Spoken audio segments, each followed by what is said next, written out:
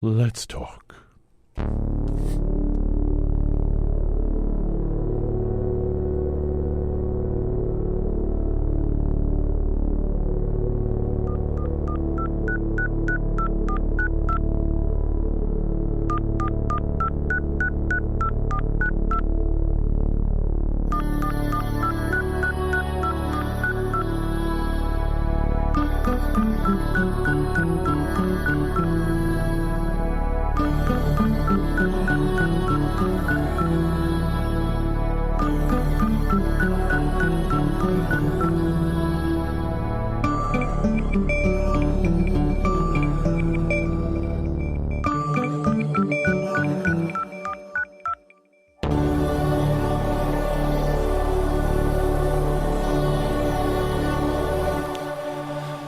Yes, the final chord. And this is Let's Talk. What shall I say it is today? It's our listener call-in forum. There you go. On KWMR, where we invite everyone listening, everyone who can hear this show, to call in, and those who can't hear it, maybe. It's an on-the-air community forum, and we believe your voice matters. We welcome all your thoughts and views without judgment, if possible.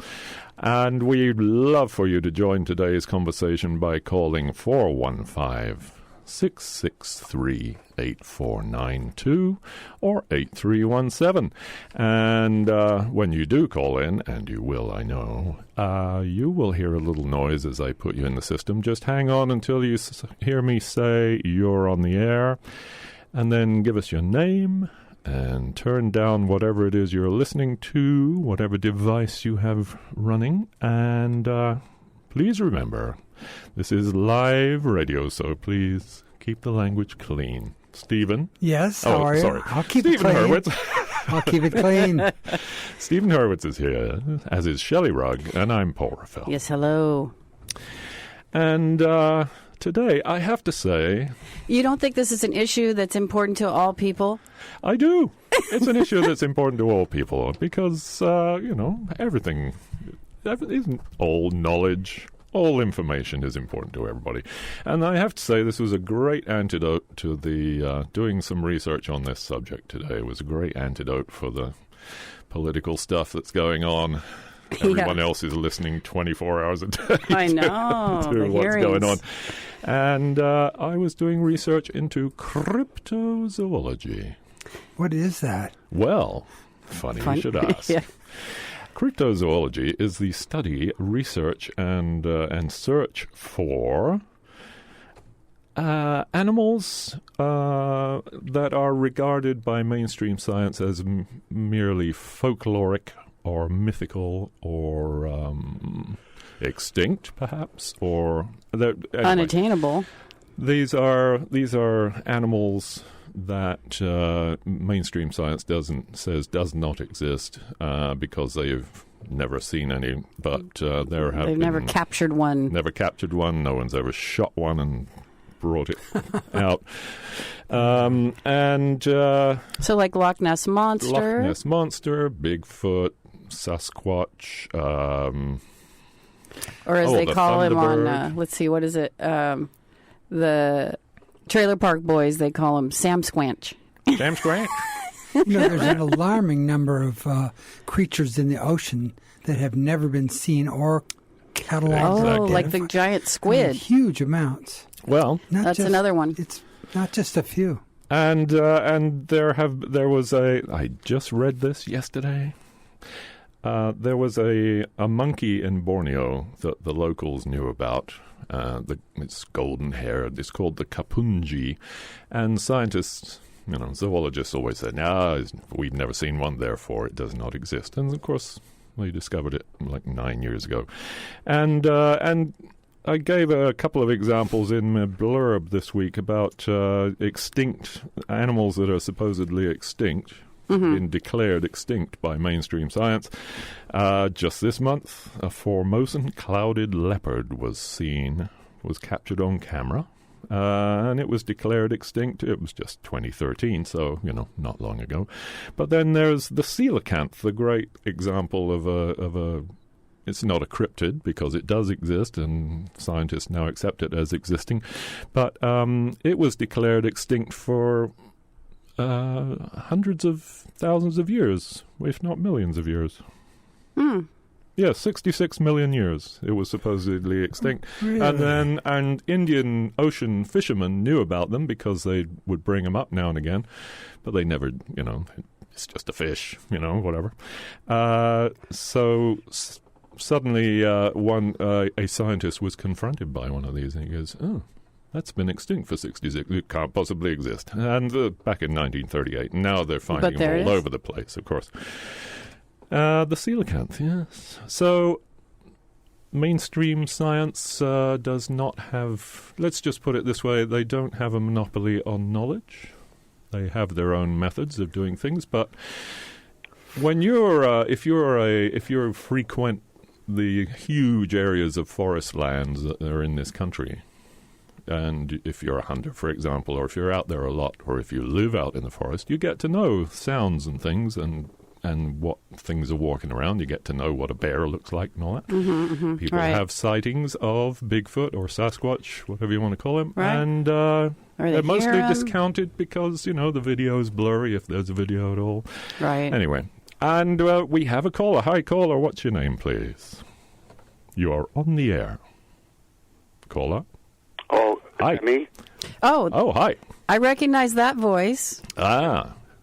That's my Uncle Mickey. Uncle Mickey. Michael Rugg, the curator of the Bigfoot Discovery Museum. Yes, indeed. Ha-ha. Excellent. Well, welcome to the show. Well, nice to be here.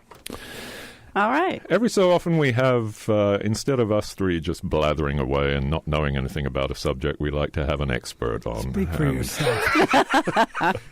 And here we are. Nice of you to join us, Michael, and give us some background on what your museum's all about.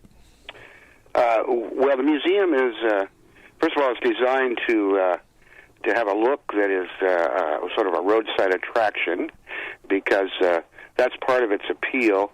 Here in Santa Cruz County, we used to have lots of those roadside attractions. They've all gone down, squelched by the planning departments, and we thought it'd be nice to rekindle that. So that's when you drive up, it has that roadside attraction look.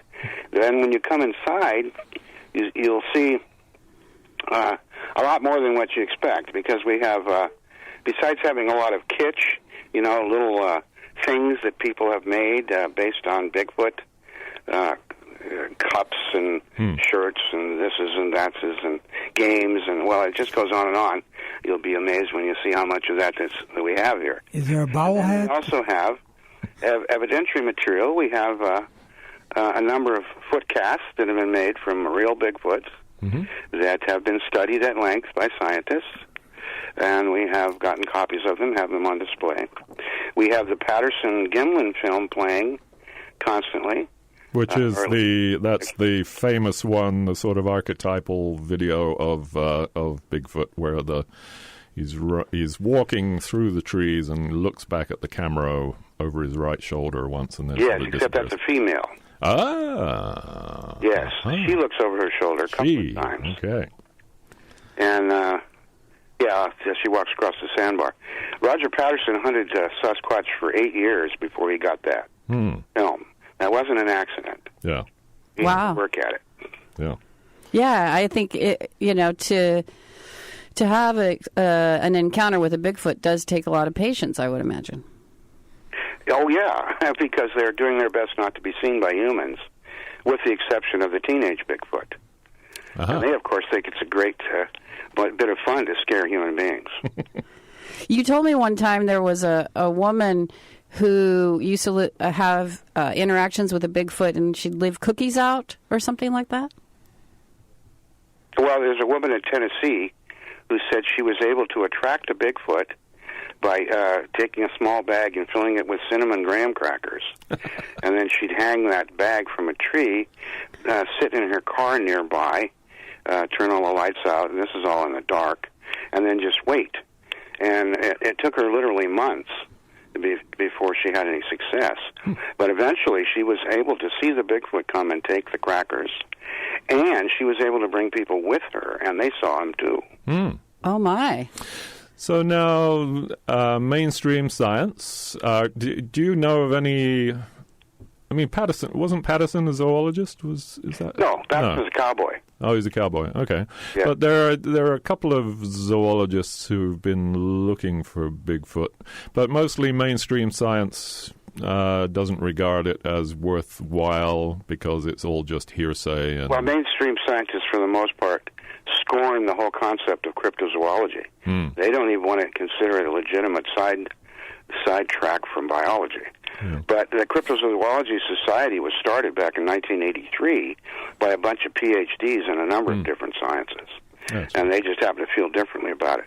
Because, as you pointed out, the coelacanth was thought to be extinct for millions of years, and then we found out they were eating them for dinner in Madagascar. Right. And so there are animals out there that are thought to be extinct that aren't. Another one that's likely to be still alive is the Tasmanian tiger. Oh, right. That was thought to have gone extinct about 60, 80 years ago, but there are occasional sightings. So that's what cryptozoologists do. They look for these animals that mainline science says aren't there, but eyewitnesses say otherwise. Yeah. Yeah. I assume that there's a family structure for Bigfoot. They have people found evidence of camps and encampments where a family might live and where they bring their food, etc.? Yes. They don't make any permanent structures of any kind, but they do make hunting blinds and sleeping nests. So people find those. Uh-huh. And somebody, a friend of ours, Charles Schultz, sent me an email, and it was a little extract from a documentarian called Errol Morris, and he talked once to a famous mountaineer, Messner, who spent quite a few years looking for Yeti up in the Himalayas. Yeah. Right. And it occurred to me that, I was brought up in England, and in England, the abominable snowman, even though it's not sort of accepted perhaps as actually existing, I think people are really open to the idea that Yeti exists because of all these expeditions that have been mounted by people of a certain class, the gentlemen adventurers who are out there climbing, who can afford to go to the Himalayas and to Nepal and trek across Nepal looking for this. Yeah. Whereas here in America, Bigfoot is mostly seen by people who are not folk, nobility. And I think there's a lot of classism involved in this. In the How so? Well, because over there in Europe, or the Yeti has this sort of cachet of being, well, maybe it does exist, and people are interested in the expeditions that are going there, and they're always by, people, men who can afford to do it. Whereas over here, it's just people going about their daily business and bumping into one. Well, we first heard about the Yeti when Eric Shipton and Sir Edmund Hillary were trying to climb Everest for the first time. Mm-hmm. And in the process of attempting to do so, they found these huge tracks in the snow. And they asked the locals, the Sherpas and so forth, what are these? And they were told about the Yeti. And then a newspaperman in India, writing for the Calcutta Statesman newspaper, he was writing an article about this discovery, and he went to a Tibetan and asked what the Tibetan term was for the Yeti, which was Metacongmi. He then mispronounced it to a translator, and they came up with abominable snowman. Interesting. Which is a ridiculous name to put on a new ape. Yes. And so that kind of treatment by the journalists has caused this thing to be scorned ever since the get-go. Right. A name like abominable snowman. Right. So, and there are, on every continent, there are animals such as this giant ape. Yes, mystery primates on every continent. Yeah. And there are big ones and little ones. And it's interesting because if you take any classes in paleoanthropology, you learn about Australopithecus robustus, that's the big one, and you learn about Australopithecus gracilis, that's the little one. And the sightings by eyewitnesses back up that concept of there being two distinct types, that one that's big and one that's small. Uh-huh. Or do are the small ones still considered Bigfoot? I mean, how small are the small ones comparatively? Well, it's 3 feet tall. Oh. But they're walking around on two legs. Uh-huh. But they're covered in hair, and they don't seem to have much in the way of culture, and they don't have, weapons and tools and things like that. And on the island of Flores in Indonesia, they've been talking about these people. They call them there on the island, they're known as the Ebu Gogo. And the Ebu Gogo, of course, were considered a myth by Western science. Mm-hmm. Some Australian scientists went there and talked to the local people, the Nage tribe, and they said, well, our ancestors killed most of the Ebu Gogo hundreds of years ago by building a huge bonfire in front of the cave that the majority of them lived in. So the Australians went to the cave and they dug down in the ground. They were willing to do that. But they didn't go into the woods and beat the brush because they were told there some escaped into the forest and are still there.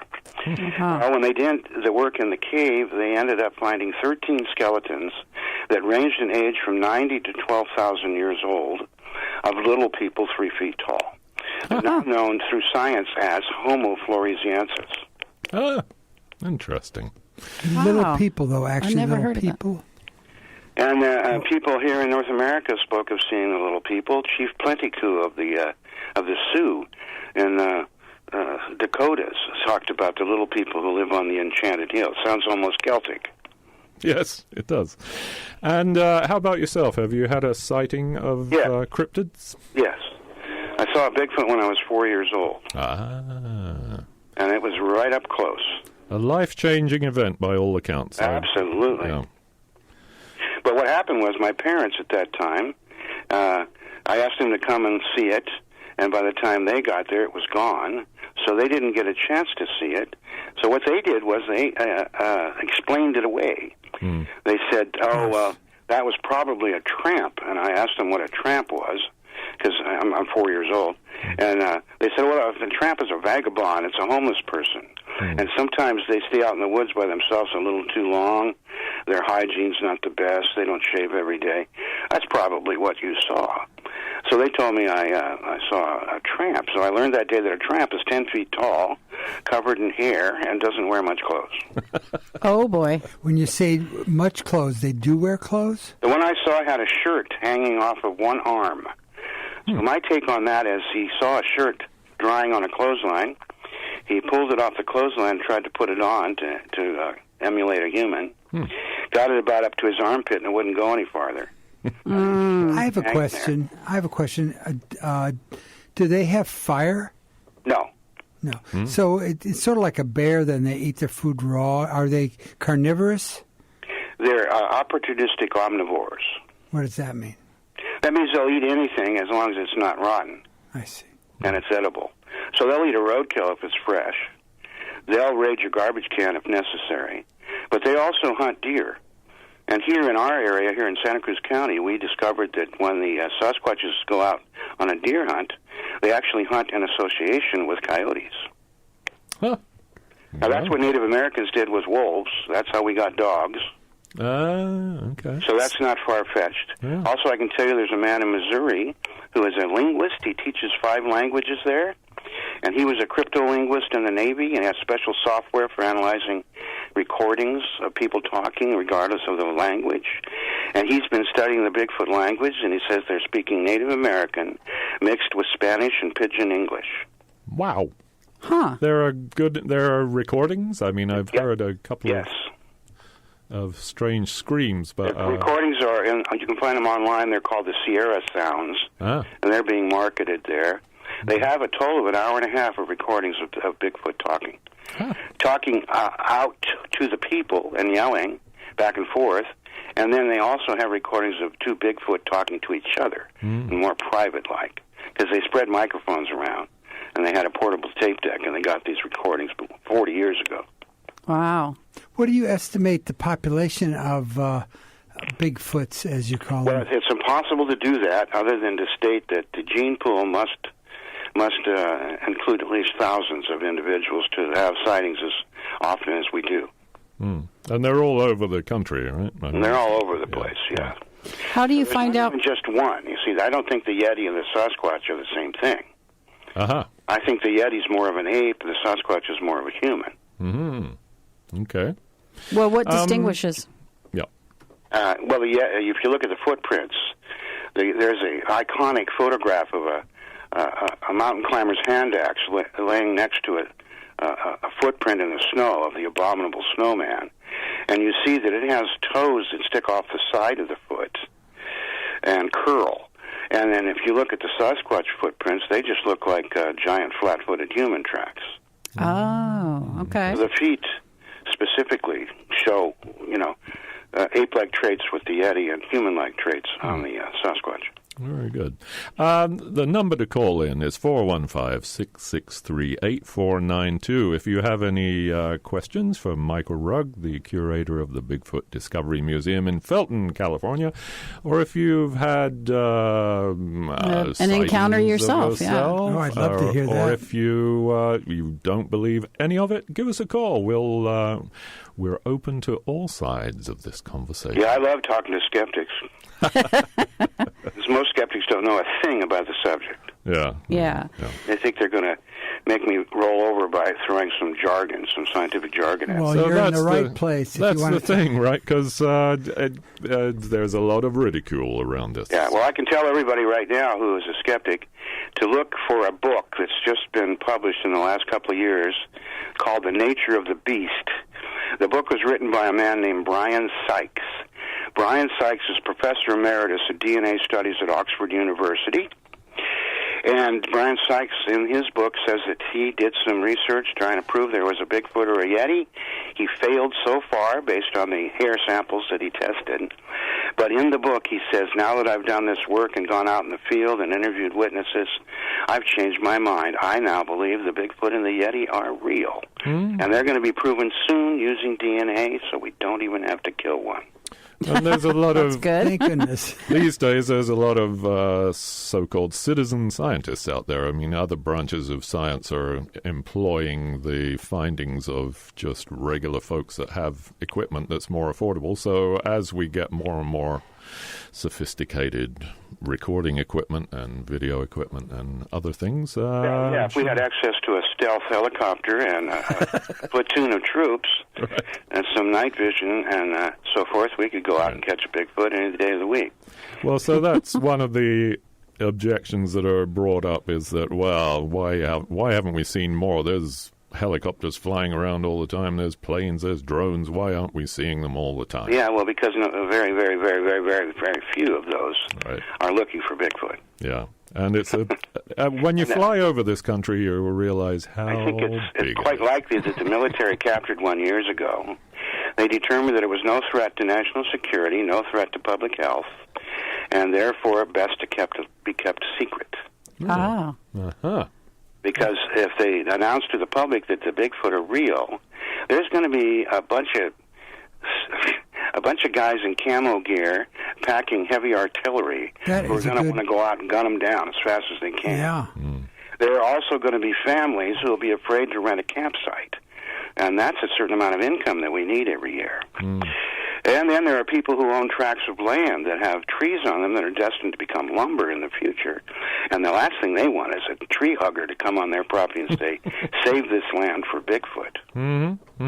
Because if they announce they're real and the DNA proves they're human, then, Then they have rights. And they have all the rights the rest of us have according to the Constitution. Inalienable And then there'll have to be a Bureau of Bigfoot Affairs, and like they did with the Native Americans, and they'll probably try to establish areas where the Bigfoot have to stay. Oh, like a Bigfoot reservation. Yeah.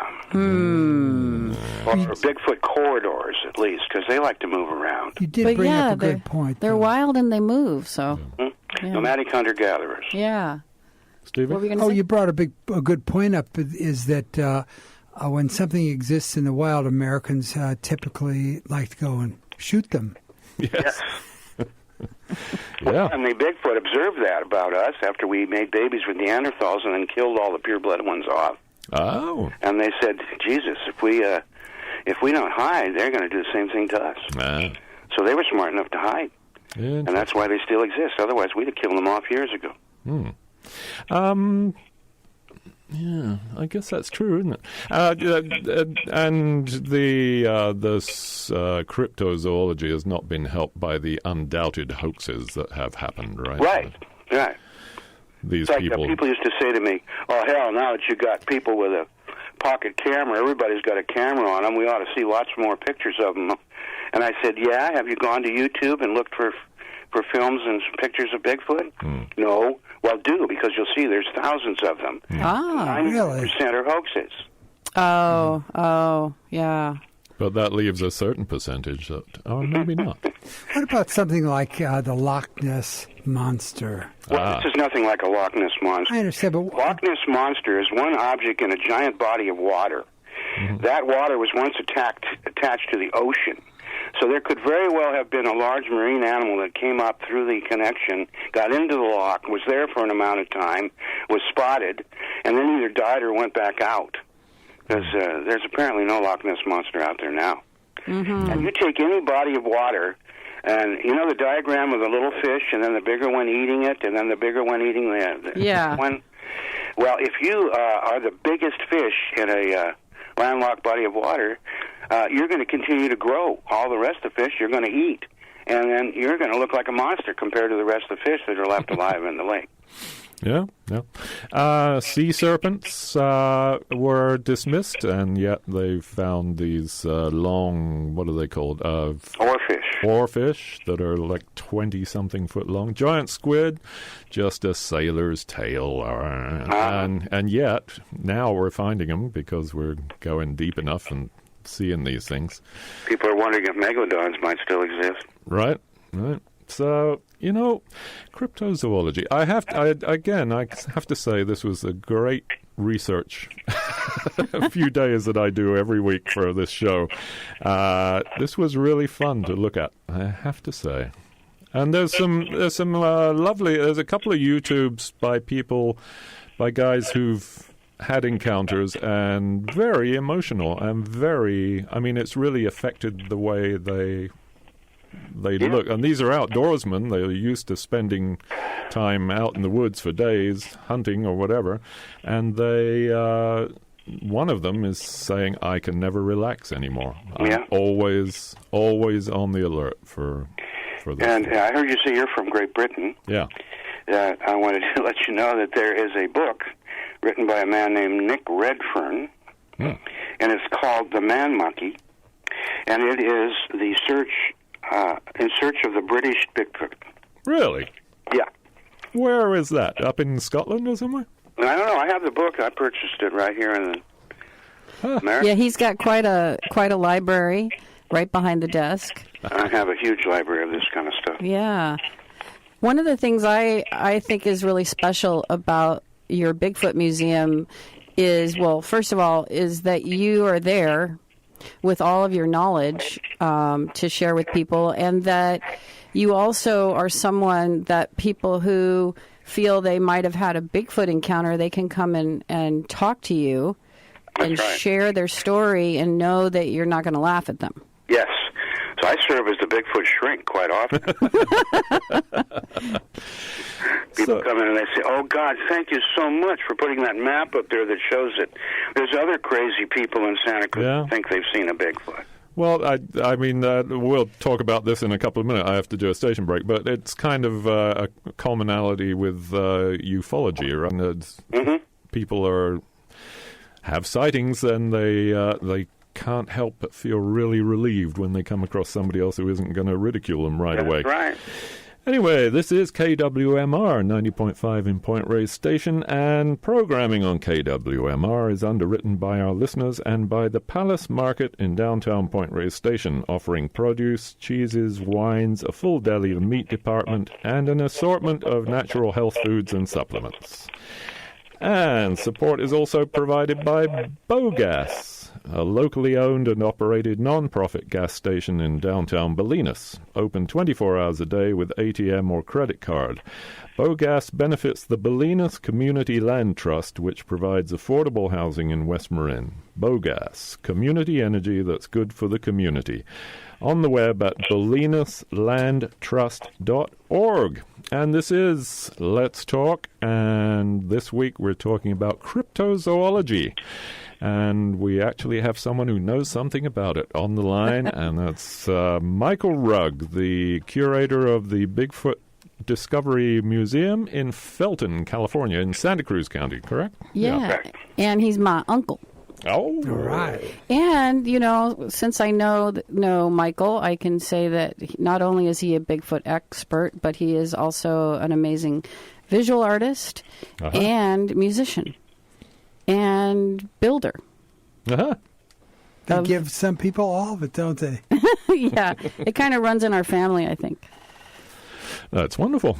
And yes. Do you have any interesting stories you can share that people have come in and... Let me just open the line again. 415-663-8492 for listeners who would like to call in and express an opinion about cryptozoology, Bigfoot, or Loch ask a Ness, question. Yetis, Thunderbirds, Chupacabra, all these wonderful beings that have been sighted and are part of folklore, and who knows, they could be out there. Anyway, Michael, That's right. Yes, over to you. Have people coming in with stories? People come in here with stories on a weekly basis from all over the world. Yeah. Wow. I hear about Bigfoots, Littlefoots. I hear about gray men, green men, Lemurians, ghosts. I hear about leprechauns, elves, fairies, and cherubs. Wow. All of those things have been described to me by human beings who claim they saw one in person. Wow. Well, Wow, that's interesting. who's to say? There's a lot of people. They've seen a lot of things. Can you share a particularly interesting story with us? Oh, let's see. That someone brought to you recently, maybe? Well, last year we had a whole bunch of stories, a bunch of calls from an area 45 miles southeast of here. That's a place known as Pajaro Gap. That's where the Santa Lucia Mountains come up from the south and connect up with the Santa Cruz Mountains up here. And then the Pajaro River passes between them. So there's a choke point there where the two mountain ranges get really narrow, where they meet at the river. And last year, in the course of 1 week, we got 3 or 4 different reports from people who lived there who claimed they had a Bigfoot event. One we got was a report from the Santa Cruz Ghost Hunters. This woman living on a trailer on her son's property contacted the Ghost Hunters because she was out there talking to her son, standing, and it was just in broad daylight, standing on a lawn next to the house on the property, and a brick came flying through the air and landed between them. And they didn't know what to think of that, and so they decided it was a poltergeist. So they contacted the Ghost Hunters. The Ghost Hunters went there and looked around and took some pictures and then sent them to me and said, "We're turning this over to you. We think this is a Bigfoot event." So then we went out and staked it out for 3 nights. And actually, we didn't have any Bigfoot event, but there were definitely ghosts on the property. And we found out that there was once a slaughterhouse on the property. Oh, wow. And here animals walking around, you can't see them. Oh, animal ghosts. Yeah. Wow. That's a whole I new never topic. thought about that. Yeah. Well, now, that's interesting. There certainly would be a lot of them. Right. And then another report that came from that same area during that same week was from a man who lives in Hollister, and he does pest control work. He works for himself. He's self-employed. He said, "I've been doing pest control here in the greater Pajaro Gap area for about the last 10 years. He says, during that time, I've interviewed 5 or 6 retired individuals. These gentlemen are mostly former military types, not the types that's going to make up a fairy story. And these guys told me they've seen hairy wild men in the vicinity. Walk them down 129 in the middle of the night, crossing Airport Boulevard at 3 a.m., and wading in the Pajaro River." So the guy said, "I wasn't a skeptic, but I wasn't a true believer either until last Friday when one ran across the road in front of my car. Aha. And I hit it with the headlights, and it was 9 or 10 feet tall and covered in black hair." Yikes. Oh, my.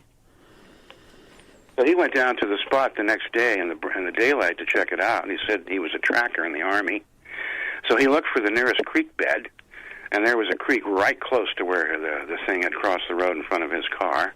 So he went down on the creek bed and walked along the edge of the creek, and just in a matter of seconds, he found tracks. And so he videotaped the tracks and put them on his Facebook page and called me, and I looked, and I said, there you go. You got a Bigfoot. And I had heard when I first opened my museum 15 years ago that there are sighting reports in the Pajaro Gap area that date back at least to the 1930s. Huh. And there's supposed to be a person down there who knows an Ohlone Indian song that includes Bigfoot as part of the lyrics. We haven't located that person yet. You know, you brought up a good subject in terms of Native Americans and how integrated is this subject within their mythology or their... No, it was in their observation. Yeah. And there was probably a time when they had skirmishes with Sasquatches because the natives were afraid that they were going to come and kill the babies and then steal the women. And then you can do what's known as genocide, which is what we did to Neanderthals. Yeah. And to the Denisovan cavemen that were recently discovered. Also, there was a new ape discovered in the Congo that actually is a part of the original Edgar Rice Burroughs Tarzan novels. Tarzan wasn't raised by chimps or gorillas. He was raised by something different. The Mangani, as they call them in the books. And it turns out that the Mangani do exist, and that what they are chimpanzees the size of gorillas. Wow. And these chimps don't sleep in trees like the regular chimps do because they're not afraid. They sleep right on the ground, and if a lion comes around, a couple of these apes can take care of that lion. And the natives of the Congo refer to them as the lion killers. Wow. So there's another mythical ape that's been recently proven to be real. Yes. Yeah. So now with this these Homo floresiensis on the island of Flores, people are starting to look at the other islands where there's discussions of having little people there. For example, Hawaii. The Menehune. The Menehunes. And then on the island of Sumatra, there's the orang pendak, a diminutive red-haired biped. Is there anything on Japan? In Japan? No, I don't know of much from Japan. Don't know of much from Japan. But in Vietnam, they found graves. They found bones of Gigantopithecus in situ with Homo erectus. That's right. So Gigantopithecus was a large ape, right? Yes. And was contemporary with Homo erectus. We grew up together back then. Is that possibly what the Sasquatch is? I don't think so, but it might be what the Yeti is. Okay. So what's the difference between Yeti and Sasquatch? I thought they were just different names for the same thing. No, they're not. At least not in my opinion. Okay. I think that the Yeti is an ape and that the Sasquatch is a human. Oh. When you get down to the DNA. Okay. And those different footprints. And the footprints are what make that clear. Right. Okay. And they have an opposable thumb? Sasquatch does. Yeah. Tool users? No, the Sasquatch, they're not tool users per se. However, I do think it's quite likely that they borrow stuff from us. So if a Sasquatch wants to dig a big hole to poop in, what's to keep him from going in your garage and borrowing your shovel and going out and digging that hole and then put the shovel back when he's done, and you wouldn't know. And even if you found a shovel in the woods, you probably wouldn't say, oh, a Sasquatch must have left this here. So you see, they can make use of our skepticism and kind of manipulate us in various ways and use some of our things. We have a caller on the other line. Hi, caller, you're on the air. What's your name, please? Good morning, everybody. It's MK. MK. There you are. Hey, MK. Thank you. Hi. I want to thank you for changing the subject, and because I've been listening to that other stuff too, and this is a great relief. And I do hope that the Sasquatch and the Yeti and the Bigfoot and everybody else do exist and listening in, living peacefully in their habitats, and that they've managed to evade humans so far. So good for them. And I wish I could evade some humans too. So you've never had a sighting yourself up there in Washington State? No, I've never really spent a whole lot of time in the wilderness up here. My wilderness days were before I came here. In other wildernesses, like in New England, and no self-respecting Sasquatch would be in New England. The forests are too small, and the trees are too low, and it's just not the right, not the right thing for it. But it's fun. It's great to think about things that we don't know because we think we know so much. Yeah. Right. Yeah. Hey, Michael. Yes.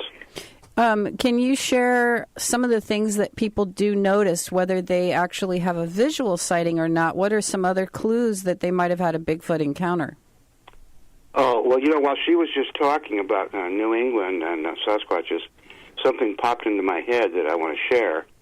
I had a visitor here at the museum this past summer, and he walked in and he said to me, "I just flew 3,000 miles to talk to you." He said, "I'm a scientist. I've been a scientist all my life." He said, "I work in Oswego, New York. I have a tent in the Adirondacks that I sleep in more than I do at home. I do animal population counts and mapping for the county and state." And he said, "I've always been a skeptic about the Yeti and the Bigfoot until 2 months ago when I saw a Sasquatch. Oh, my. And I saw it again a second time." And he said, "Now I know they're real. And I'm just beside myself with wanting to go study Sasquatch, but I'm afraid to even mention it to my peers." Where is this, Michael? Oswego, New York. Okay. Pennsylvania has the huge Adirondacks stands are of pretty forest. good. I mean, that's a pretty good area for wilderness. So at least Well, he looked online and said he thought I was the best person to come and talk to. There you go. Even more so than Jeff Meldrum, who's a scientist, and Dr. Bindernagel, two scientists who've published books, because he felt that they were too busy building their brands, whereas I looked like I was just trying to solve the mystery. Ah. Do they bury their scat? Do they bury their scat? Well, not all the time, but I think if they're staying in a place, then they would make it a point to bury it. But I had two little old ladies with white hair that came in here last summer, and they've been over at the park right across the river from us here. Yeah. Redwood State Park, and there's a trail that runs right along the edge of the river, and they said that they were on that trail and they had to stop and admire these two piles of poop that were there. And they said that they looked exactly like human poop, but they were piled so high, there was so much of it that they just couldn't believe it. That would be great to do a weird. DNA Had sample. to just admire the poop for a while. Yeah. Hands on some of And that. I said to them, "Well, it's not usual that human beings poop in tandem." And they said, "No, that is kind of weird, isn't it?" And I said, "Well, maybe the Bigfoot do, They're walking along, one Bigfoot says to the other, "Hey, I got to poop. Do you?" And they said, "Yeah. Well, let's do it right here. I got it. You watch over my shoulder, and I'll watch over your shoulder."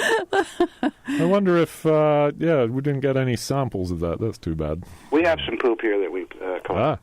All right. Have you done DNA on it? No, because if you don't get it when it's absolutely fresh, see what you do with poop is you take the mucus layer off the outside and test that. Right, because the rest of it is not The rest of it their is DNA. Yeah. Interesting. inoculated. Oh. MK. If poop isn't real fresh, that mucus degrades quickly. Yeah. MK, thank you so much for calling in. You're welcome. And be careful out in the woods out there. Okay. Bye. So Bigfoot is actually dangerous then, or Sasquatch? Bigfoot are, for the most part, not dangerous because they're trying their best to stay hidden from us. Well, They know what we're capable of doing to them. You mentioned that he said he was never the same again, and Yeah. so he was afraid of them, essentially.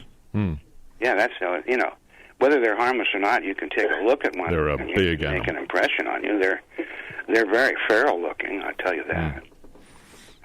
You can tell they're wild. They're not like a regular person. Well, we have another caller on line one. Hi, caller, you're on the air. What's your name, please? This is Sally. Sally. Hey, Sally. I have a question, and I missed the very beginning of the show. Maybe you talked about this, but what is the language capability or vocalizing, if anything? Well, I said earlier that there's a man in Missouri named Scott Nelson. You can look him up online. He's already published a guide for pronunciation of the Bigfoot alphabet. And he's writing a book, and he claims they're speaking Native American dialects mixed with Spanish and Pidgin English. Oh, really? a tiny touch of Chinese. Oh, my God. What? So the big question with the linguist is how much of their language is really language and how much of it is just simple mimicry. Yeah, exactly. Because they are very good mimics, and they can mimic any animal. And they have a vocal tract and speech apparatus just like ours, only bigger. So they can make sounds that are much lower in pitch and much higher in pitch than we can. Is there musical, any evidence of singing? Good. Not that I've ever heard of. Good question. Never heard of any singing evidence.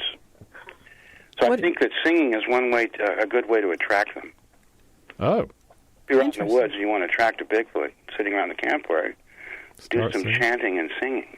I'll never sing again. Oh, no. Not in the woods, anyway. And is there any evidence of violent interaction between humans and Bigfoot? The only evidence that I can say for sure is it was done in self-defense. There was a story out of Chetco, Oregon, of a mining camp. And in the mining camp, they had problems with grizzly bears coming into camp. So they installed this large bell. And then they would take turns with somebody staying up all night to be the sentry. And then if a grizzly came into camp, they'd hit that bell. Everybody'd wake up and they'd chase the bear out. But one night a Sasquatch came into their camp, and they hit the bell. And then two of the men, because this wasn't a bear, decided to go after it. And they grabbed a couple of lanterns and rifles and went off in the woods going to try and get this Sasquatch. Absolutely. And a short while later, they heard two shots. Pow, pow. And so they decided to wait and see. They would probably come back with a trophy of some sort. But they did not return. So finally, they had to send a posse out. And they found the two men, and they'd had their arms and legs pulled off. Oh. And their legs were bent almost in a circle. Oh. Oh, dear. That was self-defense. a wonderfully gruesome story. That just makes my shoulder hurt. Well, Yeah, thank you for That's horrifying. answering those questions. Very interesting topic. Yeah. Thank you, Sally. Maybe they'll show up at the next locals dinner Friday. So I had asked the question of what do people generally report when they have a Bigfoot encounter? Well, mostly what they report is they saw Bigfoot, it turned and looked at them, it then realized that it had been seen, so it kind of cussed under its breath, and then just turned and walked away. Mm. That's the majority of sighting reports. And smell. There's a lot of reports of they smell really strongly. You can tell. Yeah, well, they have two smells. Hmm. They have their normal body odor, which is kind of like a barnyard smell. But then they have this special smell that is released during fight or flight. And this is true of all primates. And that odor originates from a gland in the armpit. Just like dogs and cats and four-legged animals have glands by their anus that they use to spray, and that they put out a smell like the skunks do. Primates can do that too, but it's from the armpit.